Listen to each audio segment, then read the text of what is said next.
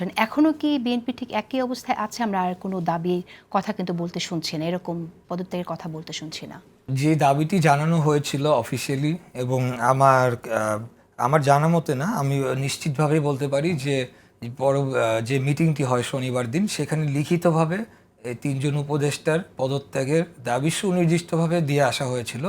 সেখান থেকে দলের কোনো সিদ্ধান্ত পরিবর্তন হয়নি, এবং সেটি যদি হতো তাহলে নিশ্চয়ই লিখিতভাবে বা মুখপাত্রের মাধ্যমে এই দাবিটি যে আর নেই, বা দাবিটি থেকে দল সরে এসেছে বা পরিবর্তন করেছে, সেই ঘোষণাটি আসতো। অতএব অবশ্যই দাবি এটি বিদ্যমান রয়েছে।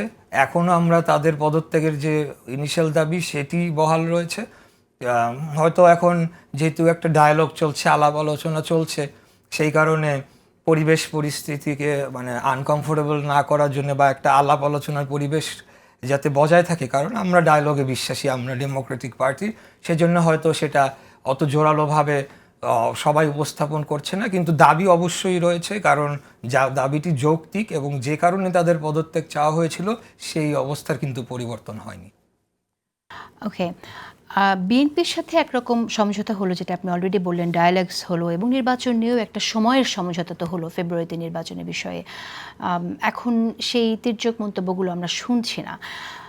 কিন্তু আপনাকে শপথ পড়ানোর বিষয়ে এখনো পর্যন্ত কোনো সিদ্ধান্ত আসলো না, এই বিষয়টা সুরাহা হলো না, ঠিক কেন? ওয়েল, প্রথমত আমি জানি না কোনো সমঝোতা হয়েছে কিনা। সমঝোতা বলতে আমি জানি যে যেটা ডায়ালগ বলতে হয়েছে। চাইছি যে একরকম নির্বাচন নিয়ে যে অস্পষ্টতা জি, ছিল, সেই জায়গায় জি। একটা জায়গায় পৌঁছানো গেছে। হ্যাঁ, একটা অস্পষ্টতা ছিল, পৌঁছানো গেছে, তবে সেটাও আমরা কিন্তু পরবর্তী সময়ে এখন এসে তার কোনো মানে বাস্তবায়নের জন্য কোনো অফিসিয়াল নির্দেশনা এখন পর্যন্ত সরকারের পক্ষ থেকে দেখতে পাওয়া যায়নি বলেই আমি জানতে পেরেছি, এবং আমাদের দলের ভিতরে এই আলোচনাটাও চলছে যে এখন পর্যন্ত কিন্তু রেলেভেন্ট অথরিটিকে জানানো হয়নি যে এরকম একটি টাইমলাইনের মধ্যে হয়তো বা ইফস বাটস মেবি দিয়ে হলেও নির্বাচন হতে পারে।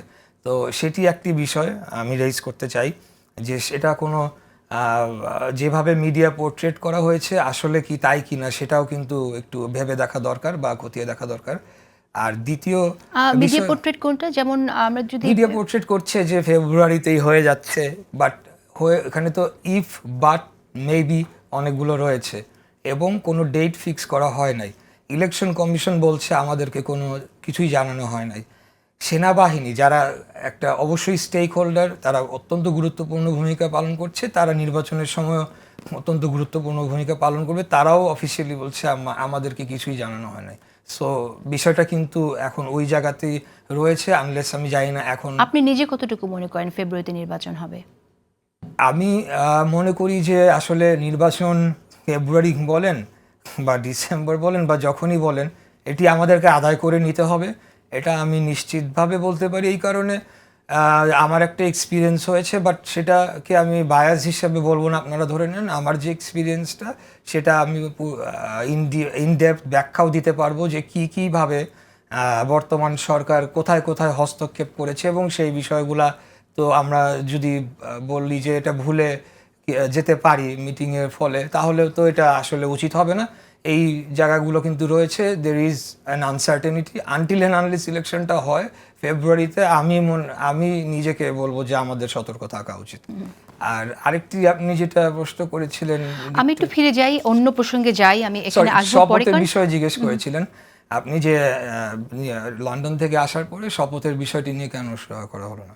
তো আমি নিজেও একটা ধারণা করেছিলাম যে হয়তোবা এটা নিয়ে কোনো ধরনের সরকারের পক্ষ থেকে রেইজ করা হবে, এবং আমরা যেহেতু গণতান্ত্রিক রাজনীতিতে বিশ্বাস করি, এবং আমাদের পার্টি চেয়ারম্যান উনি বলেছেন যে দেশের জন্য, জনগণের জন্য যে কোনো ছাড় দিতে প্রস্তুত, তাহলে সরকারেরই উচিত ছিল এই বিষয়টা উত্থাপন করা সরকারের তরফ থেকে। এবং কারণ এটা তো একটা আইনি ম্যাটার, এটা তো আপনি সমঝোতার মধ্য দিয়ে গিভ অ্যান্ড টেকের মধ্যে দিয়ে কোনো এক্সচেঞ্জ করতে পারার কোনো সুযোগই নেই, এটা তো একটা লিগ্যাল ম্যাটার। হাউএভার, তারপরেও সরকার যদি সদিচ্ছা থাকতো, তারা চাইলে কিন্তু ম্যাটারটা রেইজ করে কোনো এক ধরনের সলিউশনের একটা ব্যবস্থা করতে পারতো। যদি করতো তাহলে তো সলিউশন সেখানেই হয়ে যেত। আমি তো আমার বক্তব্য বা বহুবার বলেছি, যে একটা ওটা তো ওখানে কথা বললেই শেষ হয়ে যায়, এত কিছু তো করা প্রয়োজন হয় না যে জনগণকে দুর্ভোগের মধ্য দিয়ে যেতে হয়, আমাদেরকে আন্দোলন করতে হয়। মানে তারা একটা জেদাজেদির জায়গায় নিয়ে গিয়ে কি প্রমাণ করতে চাচ্ছে আমি জানি না, খুব সহজেই তারা এটা সলভ করতে পারতো।